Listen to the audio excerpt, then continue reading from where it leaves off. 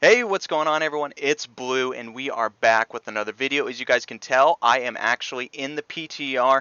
I am really excited to bring you guys this video. This is the most time that I have actually spent in the PTR, and the reason I did this is our last patch. I hope you guys really enjoyed. I'm really excited, but this is the last patch for Battle of Azeroth. And it's been quite a progression, okay? At the beginning of the patch or beginning of this expansion, Feral slacked. We are building our way up into making our raid spots and to be really effective in the raids. And I'm really excited, so I really wanted to just put as much time. And we're going to be going over quite a lot. I got a list here. I hope you guys enjoyed. So we're going to be talking about the Azerite traits. The Azerite traits that are in the new raid. They're pretty good, but there's some things to talk about there. We're going to be talking about future builds. We're going to be breaking down the new Azerite gear and how it will change our builds, how it has changed our builds through progression of this entire expansion. We're going to be talking about expected stats in the new patch, as well as our weapons. I hope you guys are excited for the weapons. If you haven't seen yet, stay tuned. We're going to be talking about our best corruption, what we should be looking for, and what you can do to be successful as Feral Druid in the last patch of the expansion. You guys, I hope you guys enjoy the video so much. Please leave a like. Please subscribe if you have not. I always put out some Feral videos, and it is really appreciated, you guys. My wife, she needs to know how much you guys appreciate it, or she's not going to let me do these videos very often. But that's it. Relax, enjoy. Please leave a comment below if you have any questions. If you want to dispute anything, go ahead. It's there for it. But that's it. I hope you guys enjoy. Peace. For some of the gear. First thing, we're going to look at the headgear of the Azerite traits. First thing I want to show you is obviously with the new raid, there are new Azerite traits for us, and this one is going to be Heart of Darkness. It says your secondary stats are increased by a certain amount if your corruption is a certain amount. This one, I wouldn't say this is going to be so great for Feral. It is nice having overall boost to all of our stats. But again, as Feral, we are really dependent on Azerite traits to boost our damage and not so much our stats. So this one, it's going to be obviously how we're going to need to sim and see, but this gear specifically is very good because it's Wild Flesh Rending, has Jungle Furies. I would say overall you need to test it, but I say just as a prediction, 3 Wild Flesh Rendings, 3 Jungle Furies is what we're going to be aiming for this next patch to do well. That's what the current patch is, the meta of the current patch, and I think it's only going to be that same. Possibly we can get away with 2 Jungle Furies and something else. So this one drops off of the Raw Den. 9, 10, 11. So this is the 9th boss that drops off Raw Den. We also see a headgear from the 2nd boss. Traits, not so well. We do have our Jungle Fury, but then we have Blood Mist instead. We really like those Wild Flesh Rings, so we're not going to see that on that one. Now our shoulders, we're going to see something different. We see item level 475. Now this one is 485 because they increased of the last boss, so let's take a look at it. Again, not so good with our stats, right? We're getting Blood Mist and we're getting Jungle Furies, so this one's not so great for us. Let's take a look at the next one. And this is the very last boss, like we said. So let's take a look at this one. This one is Il'gynoth, which is 10. This 10th boss. So this one does have a Wild Flesh Rending, but again, not our best stats together. So we could do possibly Wild Flesh Rendings with Heart of Darkness. This could be a good pick if we do already have our 2 Jungle Furies. But again, this is off Il'gynoth, which is the very, towards the 10th out of 12 bosses. So kind of a bummer there. Now the chest is different, so we do have a chest piece. We do have our best traits right here, the Jungle Fury and the Wild Flesh Rending. This comes off Vonyxia, or I don't know how to say it right there. But obviously this is still really late in the mythic progression.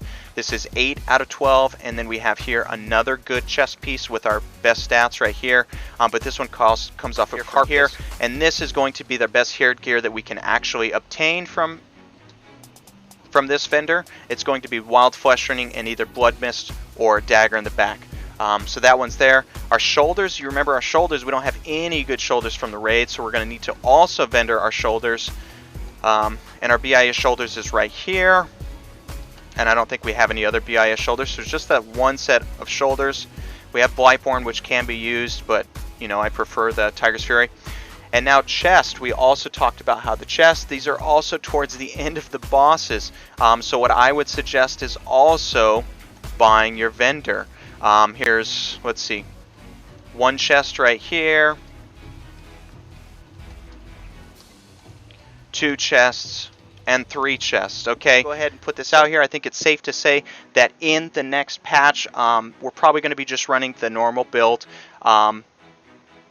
It's a very safe build to do, especially when a lot of our traits aren't our best traits. That's the best build. It's just a little less forgiving when we don't have our best traits. Now, if we are towards the end of the expansion, we are able to obtain our BIS traits.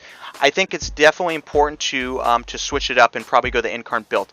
Now, I know a lot of you guys are just like, man, Blue loves the Incarn build, and I'm just going to go ahead and describe exactly why the Incarn build will be the future build. And to do this, it's really important to check out the history of Wild Flesh Rending and how it progresses. So I do have up here our chests that are obtained in the next patch. I'm going to go ahead and just pull up the 475, as we're most likely going to be using vendor gear until we can get to that last boss. So we're going to just check out the stats. So Wild Flesh Rending and Jungle's Fury. So I'm going to go ahead and just go. This Wild Flesh Rending obviously does 3,278 damage with 1,063 to our swipe. And the first one is Shred, obviously. So this is a difference from my current build. I have the best Azerite traits currently on my gear, and that is a difference of 681 to our Shred damage and 221 to our swipe damage. Now, it's also with Jungle's Fury. I really love this Jungle Fury with the 710. Now, this 710 stat is actually really close. You can pretty much say 710 stats of Critical Strike is exactly 10%. It's like really close to 10%. You could just call it 10%. So that's really fun. But the difference here is around 53. So this is going to be a 53 increase to our stat.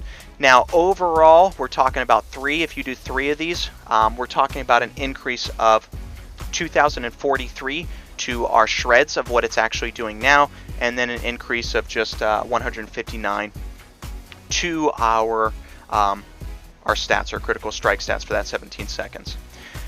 So, okay, really quickly, we're going to check out some progression. The most important thing here, and I do want to let you know, so we're going to do Uldir Raid, Talic. I try to pick mostly single target bosses. We have Grong, Battle of Desire of Lore, and then if we go to the Eternal Palace and the Abyssal Commander, which is just straight single target. So, with these fights, I want you to really be looking at Critical Strike and what Critical Strike does to our builds. Now, for this first patch, for the Uldir Raid at least, there was a lot of changes to Feral. Our build was different. You're going to notice right away. We're actually going to look at United States here, so we're going to look at Mr. Monday.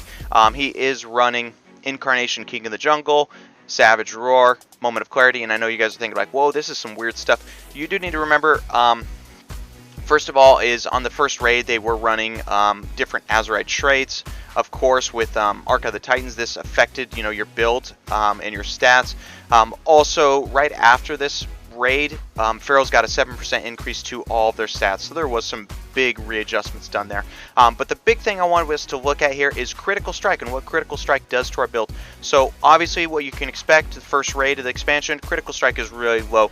Now we do see around a 50% Critical Strike on our shreds, and that's what you're going to want for the Incarn build. You want to be over 50% so you can get those shreds just going nasty, and that's what makes the Incarn build really function, is once you get around 50% or over 50%.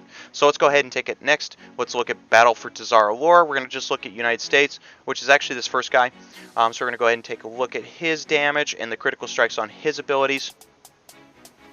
Okay, so we're seeing around 40s, let's say around mid-40s. These are pretty good. So mid-40s for Battle for Desire War. Let's go ahead and look at the most current expansion.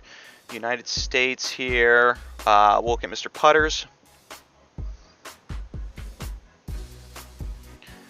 Okay, so we're seeing right here, Mr. Putters, he's got a crap ton of crit here. This is actually really strong, but we're seeing 50 and above, right? So 50 and above, what we know for, Critical Strike is once we get that 50 threshold, the Incarnation is really good and functional. So I want to show you guys, and that's what I kind of picked up on, and I was like, hey, let's go ahead and try out this Incarn build. Now, I'm not the best Feral Druid. I do try my best.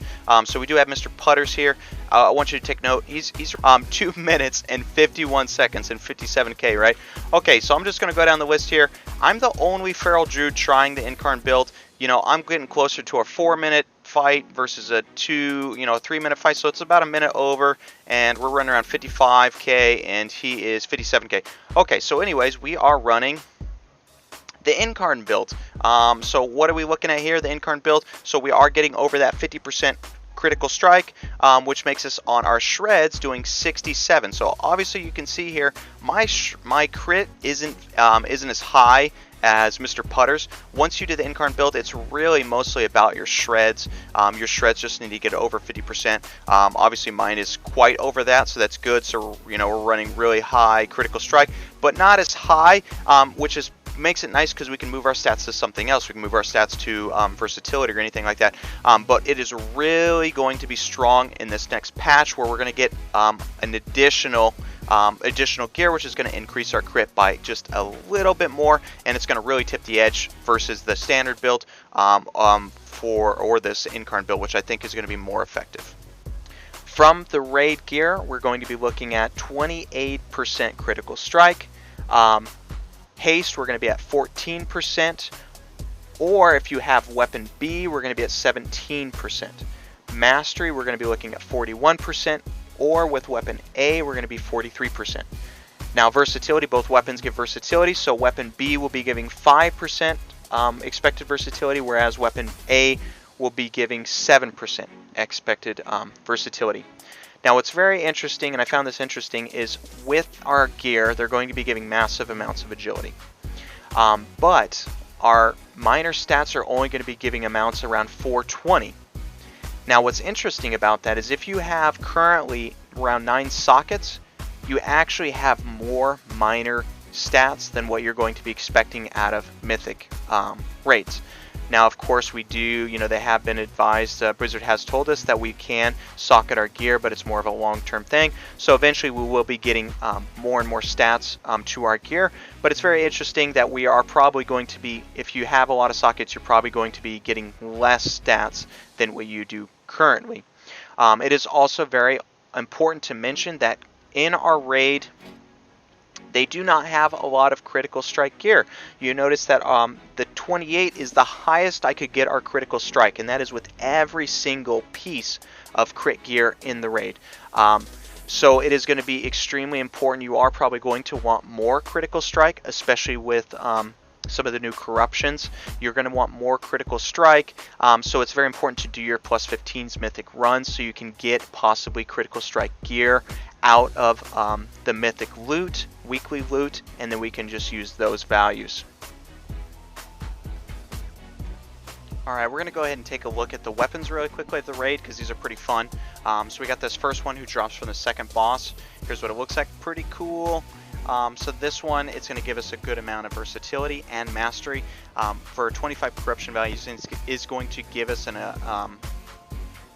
effect that says your auto attacks have a 25% chance to bite into the target's soul, dealing 2% of your health and damage, and healing you for that same amount. Now the second one is going to drop off the Hive Mind, also pretty early in the raid since it's a big raid. So this is what this one looks like, this is appearance. This is going to give us a big amount of haste and versatility. For 25 corruption, it gives us an effect. It says your damage abilities build Echoing Void. Each time it builds Echoing Void, it has a chance to collapse, dealing 1% of your health as shadow damage to all nearby enemies every 1 second. So this one's really good. This one's going to be more AoE focused, whereas this first one is going to be single target focused. What's going on, you guys? I realized I forgot to record the corruption, so we're going to go over that. It's pretty easy. This is, during raid, so it's pretty chill. But there's going to be 2 tiers of corruption. The best one, obviously, is going to be the corruption where it's going to give you increased damage of your critical strike. You're really going to want to get that one. The only other one that I would say is probably B tier, and that's going to be increasing the amount of crit you have by like a certain amount of percentage. Now, it's really important to understand that in the new raid, there's not going to be able to crit gear, so you are going to want to do your 15 M pluses, get that weekly loot, and then bring that weekly loot into the raid with you to increase your crit. Once your crit is increased by a good amount, you're probably not even going to want to increase your critical strike, so it's really going to be dependent on how much crit you have. But even with those high amounts of crit, you know, with that the corruption that's going to increase the amount of crit you have, we're still going to be talking about small amounts, like maybe, you know, 90, 100. So it's kind of good, but it's not going to be as strong as increasing that corruption damage, or that critical strike damage. So that's going to be the one you really want. The rest, like I said, you know, it's not going to be, the rest really probably not going to be something you want to grab at all, just because your amounts of those stats aren't going to be very good to make a 5% increase to those stats really that strong. But that's it. Okay, really quickly, just going to talk briefly about the future of Pharaoh, how I think Pharaoh is doing. Overall, I think Pharaoh is actually performing really well, even in the current patch. Pharaoh is actually doing really extremely high amounts of single target damage. We're really pushing the numbers, what I think a lot of people expect from us in Raid, and I think we're actually going to do even better next tier as well. What's really interesting for next tier is there's going to be a lot of add damage. Pharaoh is actually going to be doing very well at add damage, especially with our traits that we don't actually use Brutal Slash or Primal at all in our rotation. So we just have these options to choose from for straight AoE. So it's really nice that we have these options to choose from, whereas a lot of classes, when they go into a fight, you know, they have to decide, hey, am I doing single target? Am I doing AoE? Pharaoh, the best, when we go into a boss fight, our best traits for single target are also our best traits for AoE. So we're not going to be really slacking at either one of those. We're going to be going just as ham on the boss as what we can do on the